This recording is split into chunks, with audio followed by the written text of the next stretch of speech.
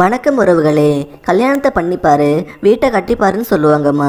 முதல் கல்யாணம் பண்ணுறதே ரொம்ப கடினம் அப்படின்னா அதை விட இரண்டாவது கல்யாணம் பண்ணுறது தான் அதை விட கடினம்னு சொல்லுவேம்மா.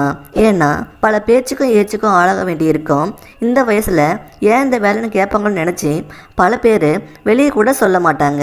அதற்கான தீர்வாகவும் வரம் தேடுற விஷயத்த சுலபமாகவும் ஆக்கிறதுக்கு தான் நம்ம தமிழ் செகண்ட் மேரேஜ் சேனல் நடத்திட்டு வர்றோம்மா. நம்ம சேனலை சப்ஸ்கிரைப் பண்ணி வச்சுக்கோங்க, உங்களுக்கு கண்டிப்பாக யூஸ்ஃபுல்லாக இருக்கும்மா. உங்கள் வயசுக்கு நாங்கள் காமிக்கிற வரன் மேட்ச் ஆகலை அப்படின்னா நீங்கள் இந்த வீடியோக்கு ஒரு லைக் பண்ணுறது மூலமாக வேறு ஒருத்தருக்கு யூடியூப் இந்த வரனை காமிக்குமா. உங்கள் மூலமாக ஒருத்தருக்கு இந்த லைஃப் கண்டிப்பாக கிடைக்கும். நம்ம வரன்களை தினசரி பதிவு பண்ணுறோமா, தொடர்ந்து நம்ம வீடியோவை முழுசாக பாருங்கள். உங்களுக்கு ஒரு நல்ல வரன் கண்டிப்பாக கிடைப்பாங்கம்மா. இப்போது இந்த வரன் பற்றி பார்க்கலாமா. இவங்க பேர் தாம்மா திவ்யா. வயசு 38 ஆகுதும்மா. இவங்க ஸ்கூல் வரைக்கும் தான் படிச்சிருக்காங்கம்மா. இவங்க அப்பா அம்மா 2 பேருமே சேர்ந்து டீ கடை வச்சு வியாபாரம் பண்ணிட்டு இருக்காங்களாம். இவங்களுக்கு கூட பிறந்தவங்க ஒரு அக்கா இருக்காங்களாம். அவங்க மேரேஜ் ஆகி தனியாக செட்டில் ஆகிட்டாங்களாம்மா. இவங்க ஒரு முதியோர் இல்லத்தில் வேலை பார்த்துட்டு வர்றாங்கம்மா. இவங்க ரொம்ப ஏழ்மையான குடும்பம்தாம்மா. இவங்களுக்கு ஒரு பொண்ணு ஒரு பையன் இருக்கிறதா சொல்கிறாங்கம்மா. 2 பேரும் ஸ்கூல் படிச்சுட்டு வர்றாங்களாம்.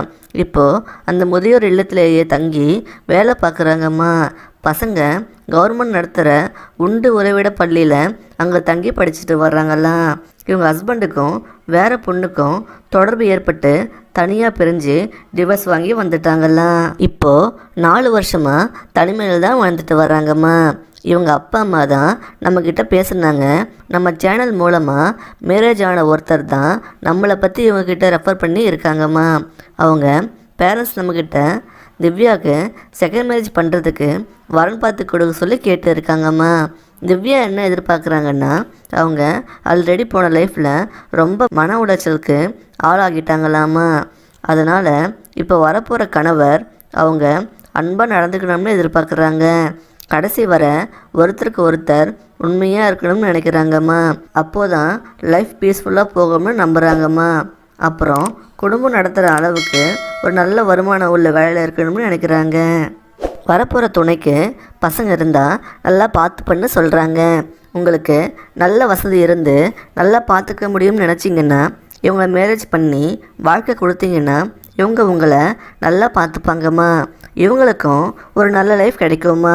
நம்ம சேனல் மூலமாக இவங்களுக்கு ஒரு நல்ல துணை கிடைக்க வாழ்த்துறோம்மா. இவங்க உங்களுக்கு பிடிச்சிருந்தா லைக் பண்ணிவிட்டு உங்கள் விருப்பத்தை கமெண்ட்டில் தெரியப்படுத்துங்கம்மா.